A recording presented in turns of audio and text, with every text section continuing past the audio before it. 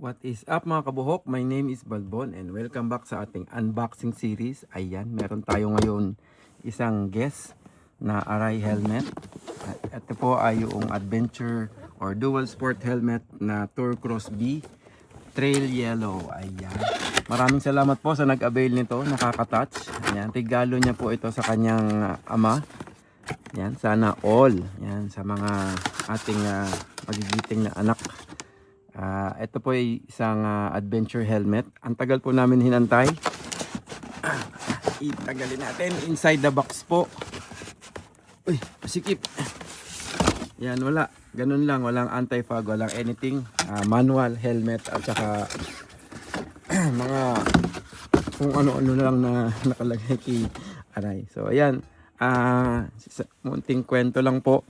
Ayan, inantay po namin to kahit po sinabi ko sa kanya, boss, hindi ko alam kung kailan ko mahahanap or kung kailan ko siya makukuha kasi wala siyang available na stocks.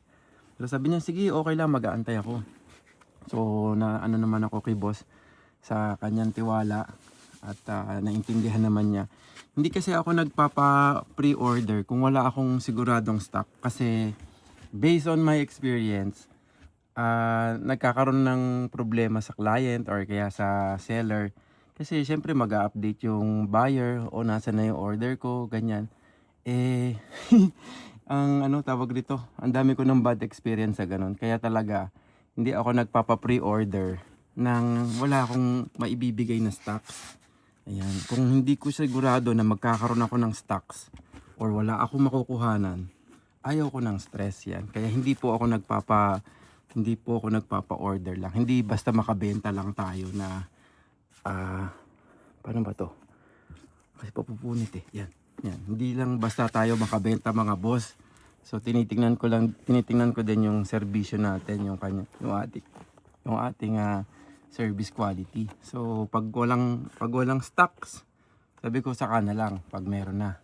Kaya ayun po ang aking technique. Ayan, ito po yung Trail Yellow. Dalawa po ito, may isa pa yung Trail Blue. Ito pong Trail Yellow, matte finish po siya. Ayan, mga lines at mga neon color na yellow ang kanyang datingan. Ayan. So, bihira lang din to na nabenta ko siguro mga wala pang 5. So, bihira yung merong ganito. Ayan, napakaganda po nung kulay sa personal. Simple lang. Bagay na bagay sa mga mahilig sa yellow or green, yellow-green. Ayan, matte finish po. Dalawang klase po ito. Isang blue, isang yellow.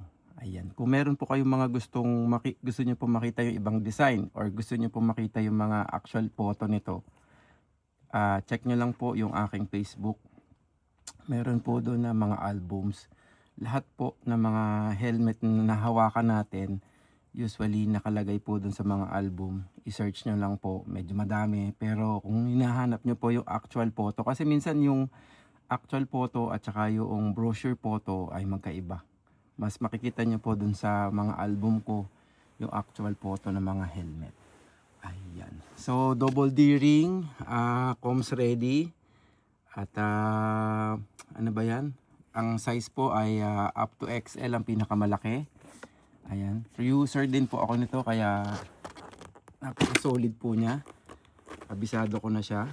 Ayan. Yung pong tuka natatanggal, pwede siya magamit ng walang tuka.